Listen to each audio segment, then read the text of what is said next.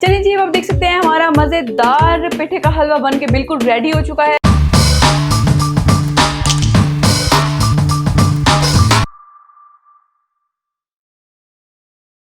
अस्सलाम वालेकुम व्यूवर्स, आज हमारे किचन में बनने जा रहा है बहुत ही मज़े का यूनिक किस्म का पेठे का हलवा।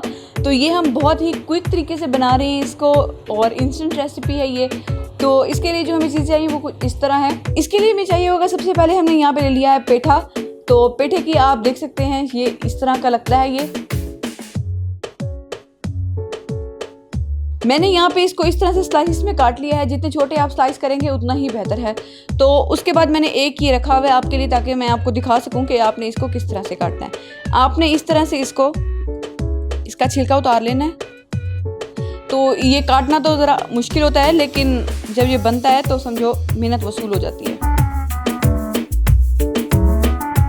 इस तरह से आपने इसका छिलका उतार लेना है और आगे से जैसे बीज वगैरह होते हैं तो आपने ये भी इस तरह से हटा लेने हैं। तो इस तरह को हटा के मैं ये सारा इसके अंदर काट के रख लूँगी। 2.5 किलो ये हो गया पेठा। उसके बाद हमें चीनी चाहिए होगी हस्बे ज़रूरत। यहाँ पे मैंने अभी 1 पाव ली है, लेकिन साथ में हम चख लेंगे क्योंकि हर इंसान अपने टेस्ट के मुताबिक खाता है, कोई ज़्यादा कोई कम। तो इसलिए वो आपने साथ में चख के फिर उसको ठीक कर लेना है। उसके बाद हमें चाहिए होगा यहाँ पे बादाम हस्बे ज़रूरत। उसके बाद हमें चाहिए होगा यहाँ पे अखरोट। ये भी मैंने अपने टेस्ट के मुताबिक लिया है। ये दोनों चीज़ें ऑप्शनल हैं, अगर आपने डालनी है तो अच्छे लगते हैं, नहीं डालनी तो आप ना डालें। उसके बाद हमें चाहिए होगी यहाँ पे इलायची। इलायची से बहुत ही अच्छा फ्लेवर आ जाता है, तो ये आप ज़रूर यूज़ करिएगा। उसके बाद हमें चाहिए होगा यहाँ पे घी मैंने यहाँ पे लिया है तकरीबन 6 टेबल स्पून बस।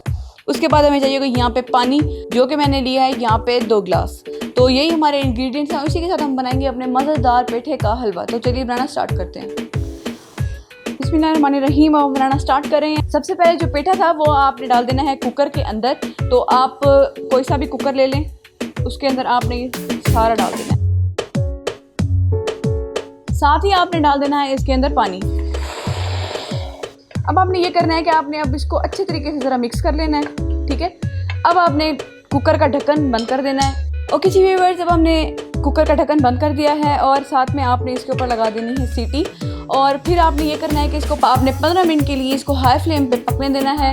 और 15 मिनट के बाद मैं आपको दिखाती हूँ, जब तक कि ये बिल्कुल गल जाएगा तो तब हमने इसको उतार लेना है।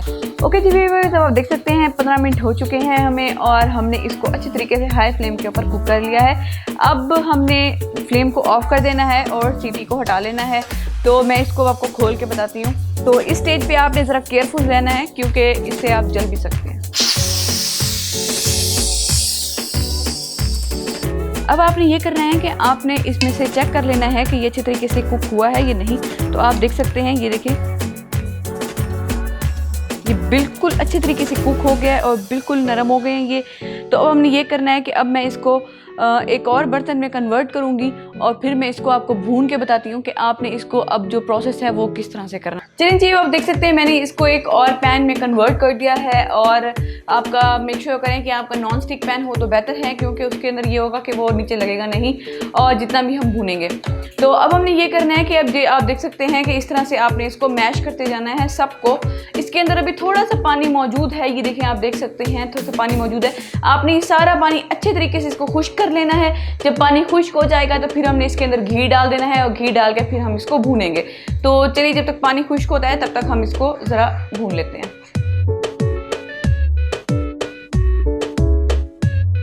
चलिए जी, आप देख सकते हैं ये पानी अच्छे तरीके से ड्राई हो चुका है। और अब इस पॉइंट पे आके आपने ये करना है कि आपने इसके अंदर घी डाल देना है, ठीक है। आप ऑयल भी यूज़ कर सकते हैं, लेकिन मैं घी डाल रही हूँ क्योंकि इससे बहुत ही अच्छा सा फ्लेवर आ जाता है। घी से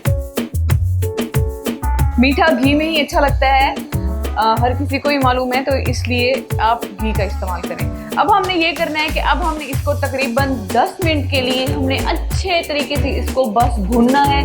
और जब तक कि इसका ये थोड़ा सा ना और भी मतलब थोड़ा हो जाएगा क्वांटिटी में, तो तब तक हमने इसको भून लेना है। तो मैं आपको 10 मिनट के बाद आपको इसको दिखाती हूँ कि ये किस तरह लगता है। चलिए जी, आप देख सकते हैं हमें 10 मिनट हो चुके हैं और हमने इसको अच्छे तरीके से भून लिया है। और देख सकते हैं अभी तक घी इसने अब्जॉर्ब किया हुआ है, घी इसने भी नहीं छोड़ा। तो अब हमने ये करना है कि इस पॉइंट पे आके आपने चीनी डाल देनी है और साथ ही में डाल देनी है आपने हरी इलायची।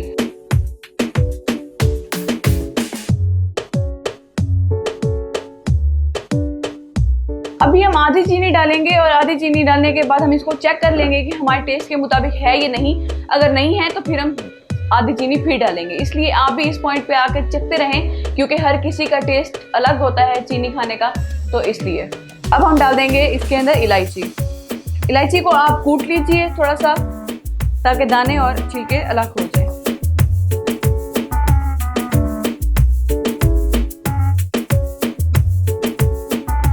चलिए जी, मैंने इसको चख लिया है। अब मुझे थोड़ी सी जो चीनी है पड़ी वो थोड़ी सी हल्की लग रही है, तो इसलिए मैं अपने टेस्ट के मुताबिक थोड़ी सी और डालूंगी। ठीक है, अब हमने चीनी डाल दी है और इसकी बहुत ही प्यारी सी खुशबू आना शुरू हो गई है अभी से। तो मुझे तो खुशबू आ रही है, आपको ऑब्वियसली नहीं आ रही होगी, तो इसके लिए आपको बनाना पड़ेगा। तो आप इसको ज़रूर ट्राई करिएगा, क्योंकि ये मीठे में बहुत ही अच्छा लगता है खाने के बाद। और अब हमने ये करना है कि अब हमने इसको तकरीबन 8 से 10 मिनट के लिए अगेन भून लेना है अच्छे तरीके से, तब तक के लिए जब तक कि ये घी छोड़ने लगे। ठीक है जी, तो और भी ये ज़रा मतलब थोड़ा हो जाएगा साइज़ में, तो इसलिए तब तक हमने इसको पका लेना है, भून लेना है।